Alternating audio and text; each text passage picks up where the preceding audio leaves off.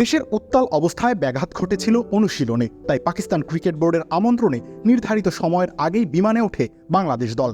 সেখানে তাদের জন্য অনুশীলন সহ সব ধরনের ব্যবস্থা করে দেয় পিসিবি। তবে এবার ভিন্ন ধরনের এক অভিযোগ সামনে আসলো। পাকিস্তানে ইন্টারনেটের গতি নিয়ে হতাশা প্রকাশ করেছেন টাইগার ক্রিকেটাররা।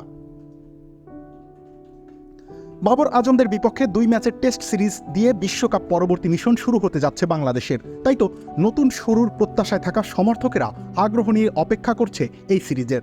যদিও সেই আগ্রহে খানিকটা ছন্দপতন ঘটল ইন্টারনেটের গতি ইস্যুতে।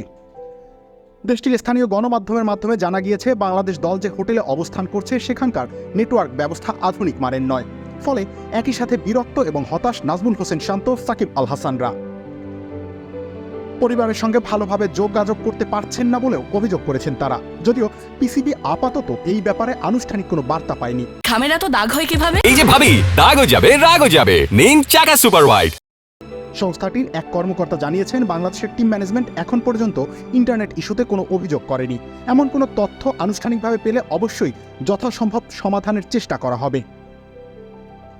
নেটওয়ার্কের গতি বিবেচনায় পাকিস্তান এমনিতেও বিশ্বের পিছিয়ে থাকা দেশগুলোর একটি। এর মধ্যে অভ্যন্তরীণ আন্দোলন সহ নানান কারণে গত কয়েক সপ্তাহে ইন্টারনেটের গতি আরও হ্রাস পেয়েছে। Wireless and internet providers association of পাকিস্তানের মতে, সাম্প্রতিক সময় ইন্টারনেটের গতি 30 থেকে 40 ভাগ কমে গিয়েছে। মাঠের বাইরে এমন ইস্যু সৃষ্টি হলেও মাঠের কার্যক্রম বেশ ভালোভাবেই সম্পন্ন করতে পারছে টিম টাইগার্স। বলতে গেলে অতিথিদের আপ্যায়নে কমতি রাখেনি পিসিবি। এখন অপেক্ষা কেবল রোমাঞ্চকর একটা দ্বৈরথের।